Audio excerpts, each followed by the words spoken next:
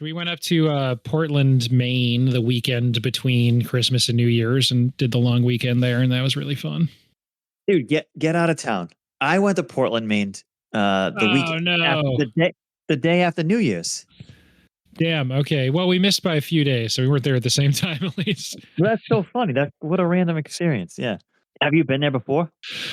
A little bit, yes, but not with that purpose of just sort of like soaking up the vibe and staying warm, but still walking around, popping into shops, and just getting really good food. I thought Portland. I've never been, so I was like, I had a blast. What a great city. Great cities. There's like so freaking much happening. I agree with you. I still love Providence, but I feel like everybody in Portland seemed genuinely nice and like happy to be there, even though it was like 10 degrees outside when I was there, but they were still joyous. And I don't think you get the same exact vibe in Providence. No, it's not. I wouldn't call it joyous out on the streets here. Yeah. And we had the dog too. So we were outside a lot. That's cute. That was nice. Yeah. Oh, it's a good transition too. As I was going to say, like, you're a pretty recent parent, so I was wondering how this movie hit for you. Yeah. No, yep. I got to watch the dog now, so she doesn't become a cool shooter. Exactly. On that note, let's get into it. As you know, I don't know how to start the podcast. So it'll either be that or something along the lines of Welcome to Late to Movies. My name is Ben Holm. This podcast where my friends and I get to fill in our movie blind spots. Each week, we'll pick a film that either I or a guest hadn't seen before and really should have talked about Kevin by now. This week, kicking off a new month, it is in the proud lineage of a month focusing on an actor or a director like Big Jim Winter, like Big Steve Summer. We've got Big Tilda Swinter, perhaps my favorite name I've ever come up with. And as always, sometimes there's a name that is dumb, and it's so dumb that I just have to then do the month, and I fully committed to this one. So it's a full month of Tilda Swinton films. Up first, another name, if I hadn't thought of that first for the month, could have been We Need to Talk About Tilda. So let's start with We Need to Talk About Kevin. Here to talk about Kevin with me, Anthony, welcome back. Ben, I too wish I was in France. I mean, I get it. This movie's not very quotable. That's one of the few quotes I could actually use.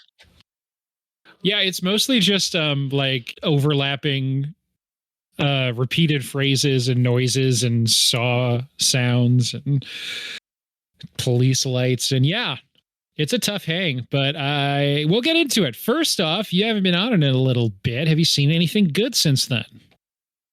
Yeah, I feel like I've watched so many movies, so many things. I know, and I realized I was wrong.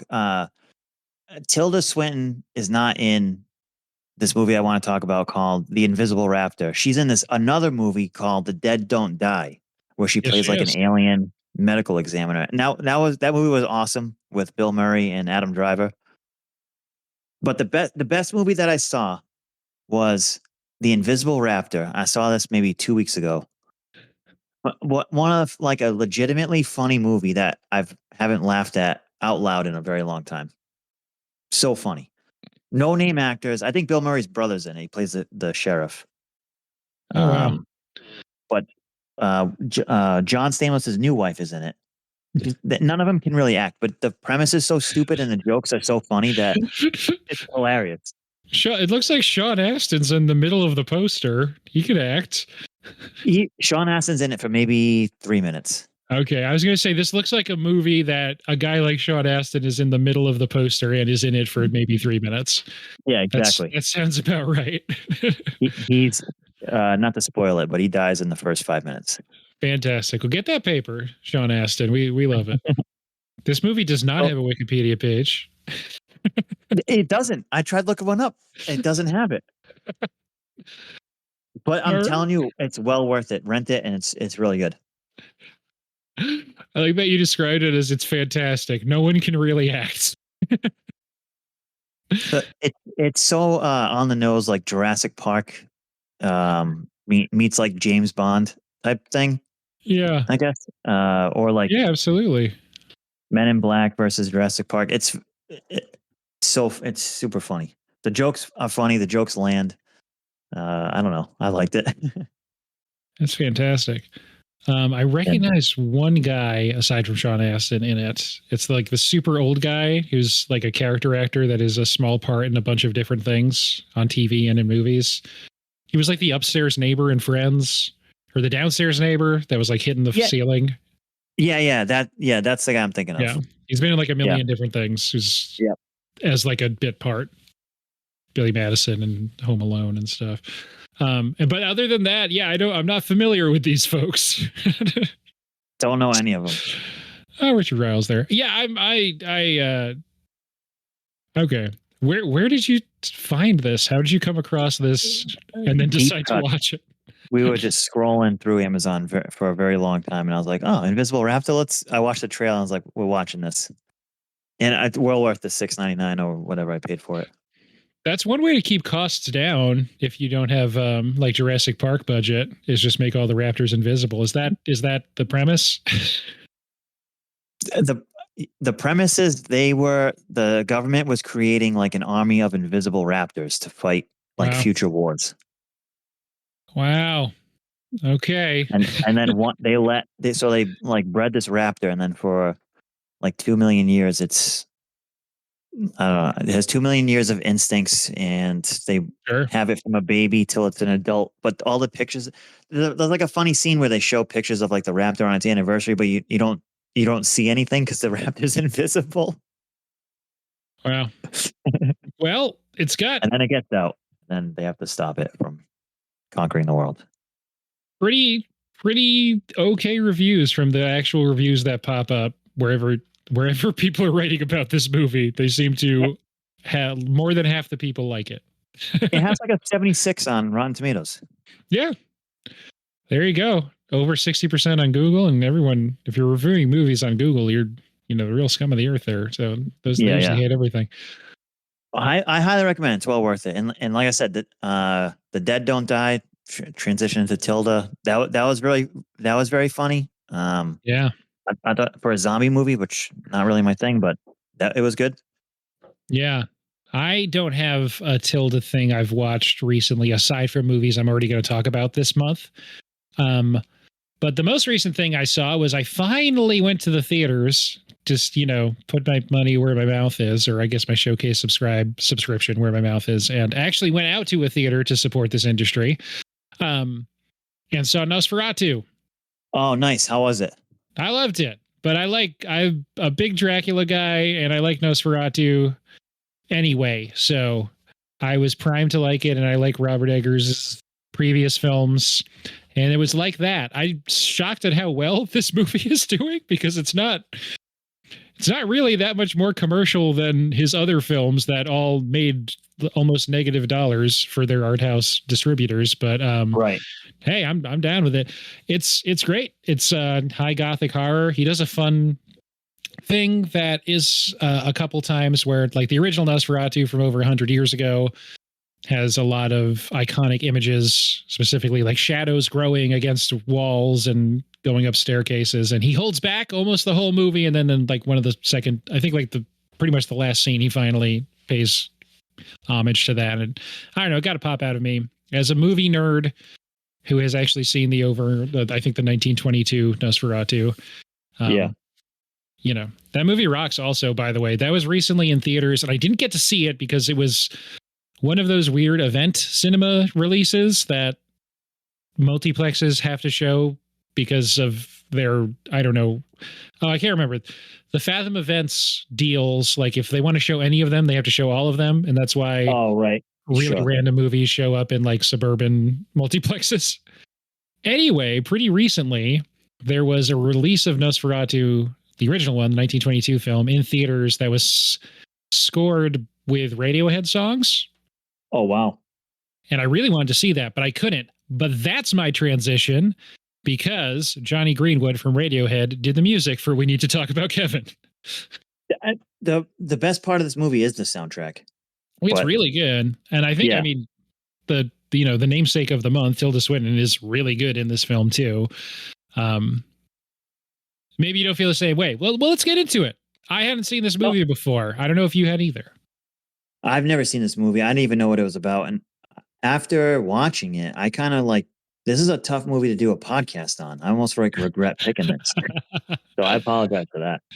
I hadn't seen it before either. I don't think it's not that tough. We could, I mean, we've had some short episodes. It's fine. No, I don't mean like in the sense of I see what you mean.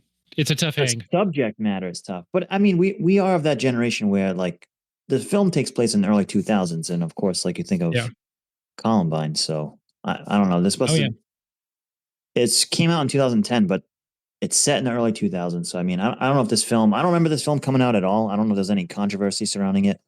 There's a lot of controversy surrounding the author and like the book, but yeah, who doesn't have controversy nowadays? I know, right? It's interesting because I feel like I hadn't seen this movie before. It's a 2011 film, and I remember it existing out in the world. I think just because it has a really memorable name. That supposedly in marketing, if there's a command in like a title or an ad or something, it's supposed to do better. So yeah, I've always known that we need to talk about Kevin, but I didn't know how much we needed to talk about Kevin until now. And I thought this could have been like a comedy, like what's the animated movie Encanto where nobody talks about Bruno? What's it? I don't forget what it is. Yeah. Encanto. We don't talk about Bruno. Yeah. And I think that the title sort of stuck in my head. Yeah, you could see, if you just swap out any of the posters for whatever season of like, what The World According to Jim, or any exactly, any Kevin James sitcom, it could title wise easily be that too. I think I knew going into it the vibe that it would be, so I feel maybe I was better prepared. Well, I read the plot, sort of.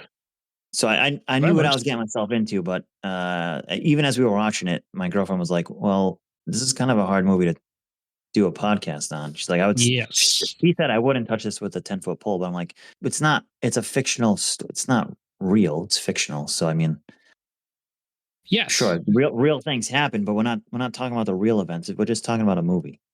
Yeah, I think there's a lot of interesting things to mention in terms of the way this movie is constructed and what it's focusing on. And is it sensationalizing? Is it just sort of vibes? Is it actually saying anything? These are all divisive questions about this film that made, I think, $7 million total gross internationally. So again, it's weird that a movie that, like, by any account or by any metric, not really that successful, but I feel like I've known the name of it for quite a long time. And the people in it are people between Tilda Swinton and John C. Reilly, actors that I like a lot. And I've seen a lot of their stuff. 100%. And anyway, all to say, do you have a 1-minute plot summary? Yeah, I do. I couldn't really make it quirky or funny, but that's probably for the best. This is my best shot. All right, ready? Yeah. All right, taking place in the early 2000s, a truly realistic and terrifying film follows Eva Cachadorian, played by Tilda Swinton. She tries to parent her psychopathic son, Kevin. The film follows Tilda, Kevin, Franklin, and eventually Celia as they progress through Kevin's childhood to his high school, where he commits a school shooting with a bow and arrow and kills his father and sister despite his mother. Before Kevin gets transferred to an adult prison, he sits down with his mother one last time and seemingly shows fear of being transferred. And he says, "Do you know what they do in there?" Eva finds out that she still loves her son. The end. Yeah, I think that's ultimately my read on that last scene too, at least from Eva's standpoint. But I think it doesn't entirely hold your hand on exactly what anyone's motivation is at any time and who's to blame, or if the film feels like anyone's to blame. I do agree with you that Tilda Swinton she's one of the greatest actresses, I think, of a lifetime, right? So she's phenomenal in this, but like, yeah, what is the movie trying to say that Tilda's she's a terrible mom? It is a critique on like maternal ambivalence, but like, are they blaming her for her son being a nutcase? Is it the father's fault? Is the son just like doing this on purpose? Is he really just born evil? I don't know. Yeah, there's a nature versus nurture thing going on, but you sort of have to work to do it. I don't even know if the movie's really reckoning with that question. It's kind of just presenting stuff in a really intricately designed way, but Yeah. yeah, but like plot wise, your plot summary could have been, oh yeah, this is taking place 2 years after a woman's son does a school, I guess with, I don't know, still a school shooting. Is sort of the shorthand term for it, but it is a bit of a twist because he's using arrows, which is very strange. And she's coming across stuff in current day that is reminding her of stuff that happened over the first 15 or years or so of his life. Pretty much. I think the way that the director, what's her name? Lynne Ramsay. Yes. What else? She did Joaquin Phoenix, right? We're not really here, something like that. You were never really here. Yep. Yes. But I think the way the film is done is, I think it's very unique, very visceral. Like a lot of, like you described earlier, a lot of the sounds, just a lot of stuff like that. I thought it was very cool and interesting and different. You don't see a lot of films like this. Yeah, it gets under your skin in a lot of different ways. It's sort of an assault on all of the senses. Yeah, exactly. Yeah. And it's kind of like there's a line in Richard Brody's review of it saying that I think he refers to it as masquerading as sort of like a thriller puzzle that's like over time reveals like, well, there's not actually a puzzle here. Just, pretty early on in the movie what happened and whatever. It's unclear exactly what the movie is trying to say beyond this lady's life sucks now. But yeah. I think it's not that it's not saying, it's just like it's not coming out and holding your hand and pushing you towards anything. And there's not like a puzzle to unlock that unveils everything to you. It's sort of just ambiguous. Here's this stuff, you decide. Yeah, exactly. I think that's where the film kind of lacks, right? So if you look at a film, I would think is similar to this, a film like Primal Fear. Ooh. Right? Where Ed Norton's character, the whole movie you're thinking like, Richard Gere's going to defend this guy. He's like, he's not sane guy. He's going through a hard time. And at the movie ends, like the catharsis piece is, oh, Ed Norton's just playing this character the entire time. He dupes everybody. And at this whole movie, it feels like you're waiting for Kevin to just, for some type of motive or something to come out that, yeah, this is just like a psychological thriller. The kid's really evil, but it never happened. That never happens. It just never happens. Right. And I think it's so so the questions are why did he do this? And the movie not just doesn't answer it, goes out of its way to specifically tell you it's not going to tell you why he did it, and it's not clear. Right. And in a moment of seemingly being genuine, maybe for the first time with his mother, Ezra Miller's character seemingly actually doesn't really know himself why he did it. And well, interchangeably, so the character Kevin is male, the actor Ezra Miller uses they them pronouns. So if I say he, it's the character is a he. So there you go, we're covered now.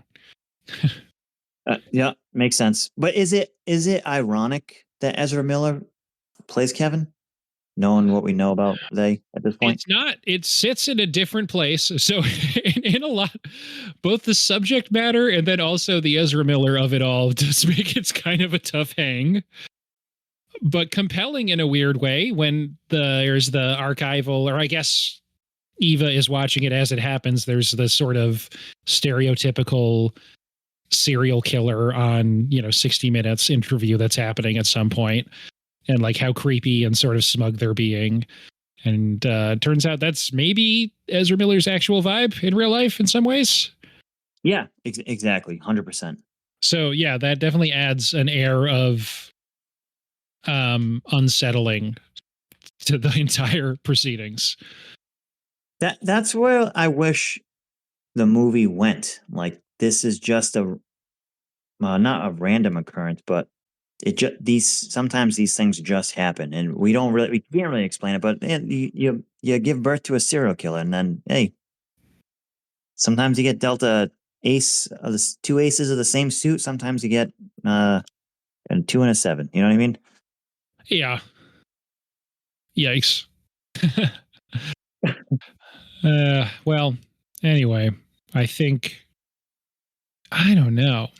So where I sort of land on motivations is it seems like the big question ultimately revolves around why did Kevin leave his mother alive? And if that's just to sort of torture her because now she has to live with this, or is it because he's testing her to see like, oh, is she actually going to, pretty much torpedo her whole life to defend him? And there's sort of some throwaway in just that last scene about how like, okay, all of the defense and all the money that she had and whatever helped because it seems like he got tried as a minor. It seems like he's going to probably be out within a few years, and he had the Prozac to fall back on as an alibi. So yeah, was that a test? Was that just to torture her? Maybe a little bit of both. And at the end, he says he doesn't know, I guess. Yeah, I think it's a little bit of both. I mean, I think the character just definitely, which is kind of hard for a baby to scheme, but I think he's scheming the whole time. I don't know how you do it at 3 years old, but yeah, I don't know. I do think it's a little bit of both. But there is like a critique of being a bad mother because he just keeps shitting his pants and then she breaks his arm. Like what mother does that? And that I don't know. Does that turn him into like, well, I'm going to take my revenge on her? yeah, It's just weird. yeah.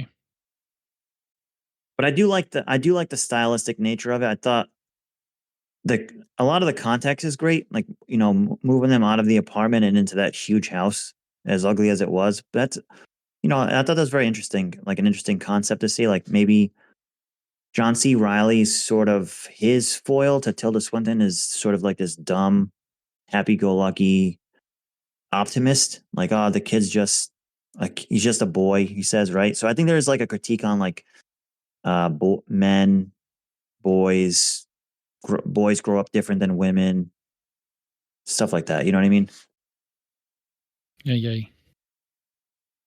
Yeah, I think that's interesting. But at the same time, I don't know. I tried looking up a little bit about the author Lionel Shriver. Shriver, Yep. and she doesn't really offer any answers either. And I think I read something about a question she was asked once about this book. If she was like going through something in her life, then she wrote a critique on it, and she said no. But I don't really think that. I think that she's lying. I don't think that that's true because it is an interesting story to write about. Like what about the parents of kids that are this deranged? What do they go through or what do they experience? So I think I'm super appreciative of the art form and what she's trying to do, and then what the director's trying to do by turning this book into a film. And Tilda Swinton plays it perfectly, but it's just a weird concept. It reminds me a little bit of like American Psycho, of like Bret Easton Ellis, just like writing a book on and critiquing just pop culture and commercialism and consumerism, but taking it to like the absolute extreme. That's what I was thinking when I was watching this film. Yeah. And there's no like, I don't know, even edge or wink or something towards like, oh, is this black super dark satire? No, it's just sort of really disturbing, bordering on horror movie filmmaking, I'd say. And yeah, it brings up a lot of questions and doesn't give too many specific answers, which I can appreciate.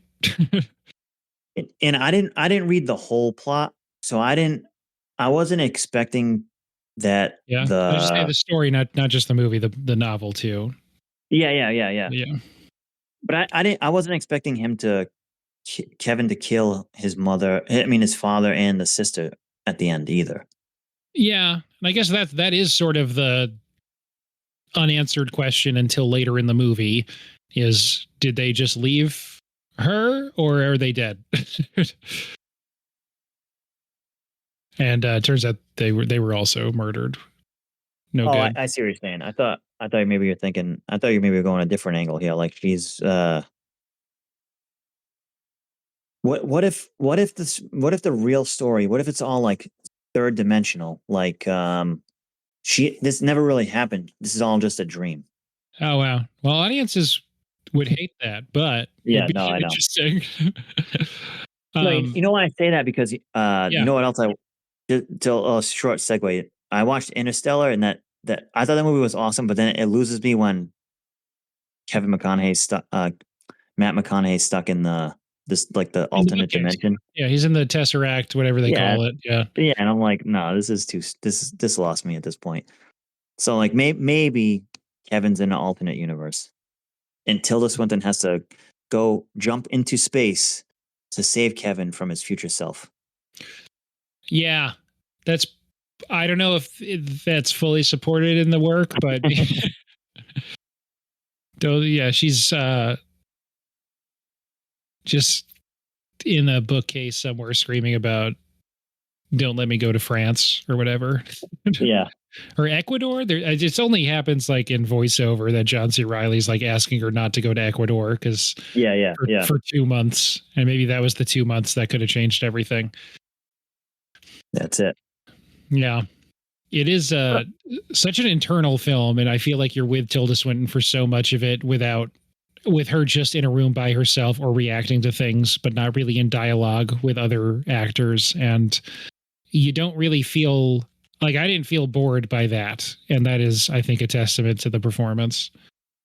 No, I couldn't agree with you more. I think her acting alone, without even saying anything, is very good. But the shots are really good as well. Like the Oh house God, yeah. being doused, like the red paint. Obviously, like her son, committed this atrocity. So the neighborhood dumps a bunch of red paint on the house. It's symbolizes the blood that's spilled. Now blood's all over her hands in like several scenes and shots. Yeah. Oh, that's very good. It's not a thing I'm going to like look into for fun, but I am curious how much of that is based in how parents of children who do that, there is in this country, at least, a number of examples. I wonder if they experience similar things or if they, unlike her, don't stay in that same community typically. Right. I imagine probably they don't. Sure. And she is in sort of a unique position of being a at least somewhat prominent author as well. Right. So, yeah. I also took it to talk about, or one of the themes was the difference in parenting between, a couple. Like John Yeah. C. Reilly. First of all, Kevin doesn't. He's quote unquote sick, right? But then, so she's reading him Robin Hood, and he only likes his mother at the point where she's talking about Robin Hood fire off, his bow and arrow at bad guys. Then he like perks up because obviously the kid's a serial killer. So what does John C. Reilly do? He buys him a bow. And Tilda Swinton's looking at him like, "Are you a complete moron? There's something desperately wrong with our kid." You know what I mean? He doesn't see it that way because he puts on a front every time. Kevin's always sort of like putting on a front for John C. Reilly. One thing that I feel like is happening there that I didn't really think about until I like sort of anytime I watch a movie, I then go back and read a plot summary before we actually record it to sort of jog my memory. Yeah. And it's sort of plainly stated in a way that I hadn't considered, like, oh, that they show that Kevin is severely ill when that happens. There's a couple scenes of him being nicer to Eva and rude to Franklin, his dad. Yeah. And it's like, yeah, because he has to put an effort to go out of his way to be a jerk to his mom and put on a front of like a good son to his father. But he was just so sick that he didn't have the energy to put up that front. And like at his core, he actually does want that connection with his mother and doesn't care about his father at all. Which sorry, go ahead. I was gonna say, do you think that that's a critique of like just boys growing up and like not wanting to be closer to their dad, so they'll do whatever it takes to be closer to their fathers, but not, and then sort of shunning mothers? I don't know. I think in the movie, it's more supporting evidence for this is a thing he orchestrated because he's, wants that connection with his mother and doesn't, have the capacity for empathy perhaps, but does crave that and gets something out of the fact that he does all this, but his mom still visits him. But I don't know. I don't know what the underlying thing there is as far as if it's a critique or anything, saying anything about anything in the society. Probably, Yeah. So, but I can't put my finger on it. You're of the more of the angle that this kid's just, jerking everybody around. This is all being done on purpose.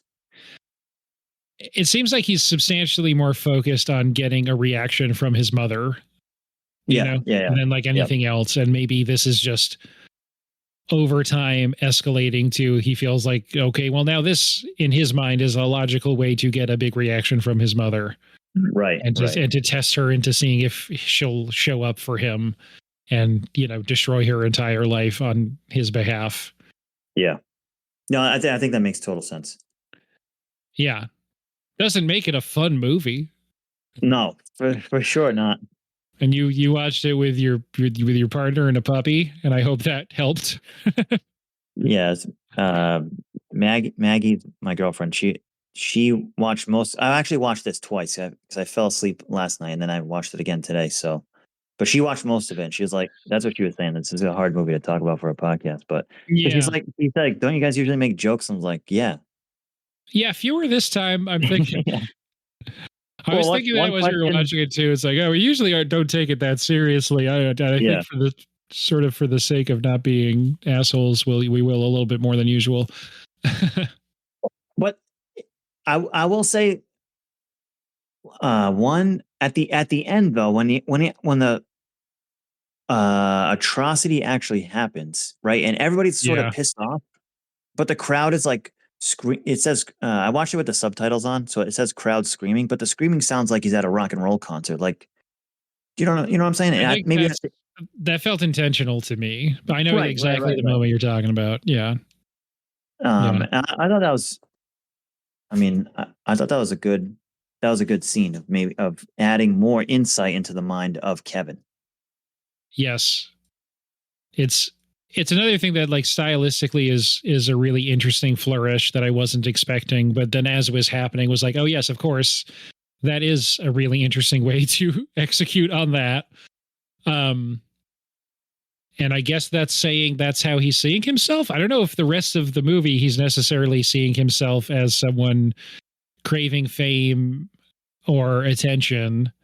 Attention, sure, but like not widespread public attention necessarily. But I still think that moment is still sort of jumps out as like, oh wow, I wasn't expecting that, and that was an interesting execution. Yeah, I totally agree. I do wish though it was more of a. I don't know. To me, the ending kind of sucks. I wish it was more like a falling down ending, which is like Falling Down's like a great film that doesn't really take itself too seriously, right? It's just like a stupid film, but at the end, he dies, right? Because he realizes that what he did throughout the course of that day is so ridiculous that the only way to solve it is he has to die. But in this movie, it's like, no, this kid gets off because he's only going to spend a handful of years in a regular prison. Yes, it's extremely nihilistic. I think it is in a terrible way. I feel like that's my point before about American Psycho or a movie like Falling Down too. Those are also nihilistic films, but they also have some. They do provide some sort of like meaning to them. Do you know what I mean? Yes. Not this film. This is nothing. Yeah. There's at least nothing on the surface. I will sit with it longer, and at this exact moment, I can't say what is beyond that personally, but maybe there's more there. I just have to sit with it more and think about it. It's definitely a thing that is disturbing yet interesting to think about. Yeah, yeah, for sure. But one question I Very have for you disturbing. is, what's your favorite scene? That's tough. It's funny. Sometimes I will, on that exact question, not that I'm going to rewatch anything after watching the movie because everything on YouTube is going to be in like terrible quality for the most part. But it's interesting to see what gets pulled out because every movie has some compilation or some clip on YouTube that is like this scene on YouTube, or this scene from this movie. And it's like, okay, I guess this is what people consider the best scene or the one that's worth pulling out or whatever. And it was pretty random for this one. It was like the scene where he, as a child, is crushing crayons. The one head and shoulders above the others for amount of YouTube clips that are probably illegal is the final scene, the last conversation they have in the hug at the end. Yeah, right, yeah. So I don't know. That's the most, I guess, weighty and interesting for all the characters' motivations scene in the movie. Yeah, So that maybe makes sense. that. But nothing really stands out. A lot of it is like an almost mosaic or a kaleidoscopic sort of, scenes don't really start and end. They get revisited and played in different parts and from different angles and come back again an hour later. So it's hard to say this is a scene aside from that final scene that is very much has a beginning and an end. I don't know. How about you? One of the scenes that I do actually like that provides a small bit of humor. And I think to me adds a little bit of insight into Kevin's mindset that he's really just fucking with everybody is when his mom takes him to the park. And then she's like just making fun of like fat people that they eat the wrong food and that's why they're fat. And then he like looks at her and he says, "Sometimes you can be really harsh." And then she's like, "Yeah." Or she said something like, "You're one to talk," and he says, "Yeah, I am. I wonder where I got that from." Right. But so I mean, like, I don't know. I thought that was like not really humor, I guess, but I don't know, a different scene that shows a little bit of Kevin's mindset. That is more or less, aside from, I guess, the jail scenes, the only times that they're really interacting and talking to each other. Yeah. And then really it's only the last jail scene where they even are really talking at all. Yep. Right. And yeah, that's him apart, away from his dad. He's actually more of his real self, but is still maybe performing to get a rise out of his mother. But yes, that is one of the few like kind of insightful things he actually says in the movie. Yeah. Right. Yeah, he still could be putting on a front, but I don't know. I thought that was an interesting scene. Yeah, absolutely. Yeah, I'm trying to think what else. If there is ever a movie that it wouldn't be that productive to go plot beat by plot beat on, it's probably this one. But is there anything else big that we're missing? We haven't really talked about the actual, atrocity that's committed that is revisited from a few different parts in the timeline throughout the movie. But I guess I appreciated that they didn't really show it. Definitely didn't need. No, I agree with didn't that. need it. Well, certainly it's kind of an odd, that, like what you said before. It's kind of an odd concept with a bow and arrow. Yes, it is definitely sort of going to stick in the brain, I have to think. And now that I think of it too, there is also that one scene where one of the kids in the wheelchair was clearly one of the kids that got shot. Yep. When he comes up to Eva and he says, "Hey, Mrs. K, how you doing?" And he like genuinely, he doesn't come back with like a cocky answer. He doesn't tell her to like hope you die, like, or punch her in the face like the other lady does, or throw paint on the house. He genuinely is curious as to how she's doing. As if to say, like, this isn't your fault. Yeah. So I like that. Yeah. And the kind of like heartbreaking note of that scene, if you're rooting for Eva, is that she is sort of bracing for it to turn, that entire interaction, which is one of the few times that anyone is nice to her without seemingly an ulterior motive, because there's the guy who's like at work who is kind of trying to hit on her and like almost looking up her skirt when she's putting up Christmas decorations and stuff. Yeah, so, exactly. So he's not like so he doesn't seem like a good dude. Right. But this is, so with that aside, this is pretty much the one interaction in the movie where someone is just nice to her to be nice to her. And she's still kind of questioning whether or not it's going to turn into someone being, is he going to be like sarcastic or cynical about it? Right. Exactly. Yeah. And he's not. And then he just says, "Oh, I hope you have a good day. Take care," and like heads off. And that's it. We never see him again. Yeah. Yeah. Well, I hope he has a good day. It's a nice. Well, I thought that was a good scene. Yeah. It does seem like a nice guy, right? I thought that was a good like juxtaposition that there's still like trying to send a message that there's still forgiveness. You know what I mean? Yeah. Yeah. And she clearly doesn't think there's any redemption for her. She says so much to the tract sellers that show up at her door to talk to her about Jesus. Yeah. Which I guess if you're looking for another piece of comedy, that maybe plays for comedy also. Yeah. Yes, exactly. Yeah. That was a very Book of Mormon. Yes. Except like, I feel like that's a thing that a character does in a sitcom and they're doing it sort of as a joke, but it's no, that's what she actually thinks that also. So I don't know how comedic it is. Right. Yeah. Yeah. It would have been better if the wheelchair kid came back as like Lieutenant Dan with some like, titanium legs and like, you know what I mean? Like in Forrest Gump. That would have been. Yeah. Just to hang out with her and be her friend. Yeah, exactly. Yeah, this is not that movie. But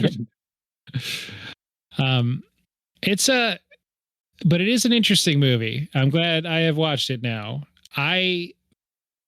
Hard to say that it's a movie I enjoyed because it's not fun, but I thought it was really interesting. And I think I got, I think it sounds and looks really amazing. I'm not sure what it's all in service of. With that said, any bigger picture thoughts before we get into ratings? No, I agree with what you just said. I don't think this was a fun watch, but I think it was a good film, very interesting film, and I really do think Tilda Swinton is truly one of the greatest actresses of all time. Yeah, with that, I mean that's a good place to ground this discussion, at least with the theme being what it is this month, is that like, well, this was a good one to do in the Tilda month because she really knocks it out of the park and is the reason for watching this film, I'd have to say. She's like Nick Cage to me, and like if I could compare it to like a male counterpart. Sure. They just play great characters, right? And not every movie is good, but they are great in those movies as like weird, eccentric, different characters. Yeah. It's almost odd to see her playing like just a real person that would exist in the world and not like a huge eccentric character, but she can do both. Yeah. Right. So you can play really small, super eccentric parts in Wes Anderson films and kind of, I guess this is sort of sensationalized, but a real, modern person. And then I guess Memoria is a really grounded, also quiet performance where she holds the screen in silence for a long time. She's all over the place. She's done a million things. We're going to talk more about her this month for sure. Yeah. And she can play Doctor Strange, a character in the Marvel Universe. Exactly.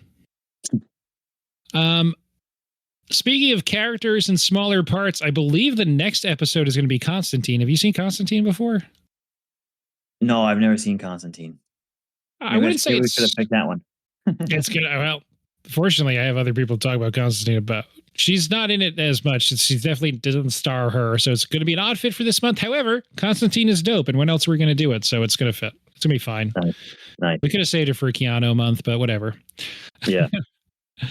Anyway, that said, on a scale of 0.5 to 5 on any scale of your choosing, what would you give Lynne Ramsay's adaptation of We Need to Talk About Kevin? That's a good one. I'm gonna go very obvious here, maybe controversial. I'm gonna give this film 4 bow and arrows out of 5. There's not a lot of objects to pick from, so I guess bow and arrow is maybe the most prominent one in this. You don't want to go with Gerbil because that guy goes bad. He goes out bad. He's gone. He's gone. I'm going to be actually on the same level as you, I think, but out of what? I haven't decided yet. I had one in the beginning. I think I couldn't figure out the way to make it a succinct joke, but I was going to say 4 out of, and there's a lot of repeated counting in the movie. So it's, what comes after 3, 4 stars out of 5, there you go. Yeah. So it's what comes after 3. It's 4 out of 5.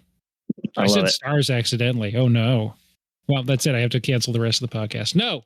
I didn't hear you. Oh, you did. I didn't hear you say stars, but maybe you did. Thank you. You're a true friend.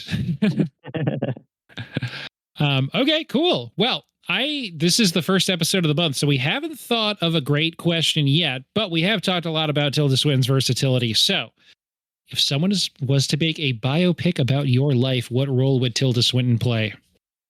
Tilda Swinton would play my eccentric 7th grade English teacher. Yeah, she'd be a good eccentric teacher. Well, she would play like a combination of my 7th and 8th grade English teachers. They were both a little weird. Yeah, I could see that. In like a very Robin Williams, Oh, Captain, My Captain. What film was that? Carpe Diem. No, what film was that? Dead Poet Society. Yep. Those were all quotes from it. You had it. Third time's a charm.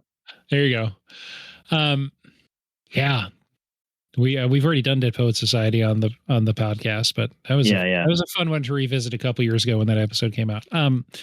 Yeah, that's a good pick for Tilda Swinton. I think teacher was this an inspiring teacher or just sort of eccentric, just sort of weird?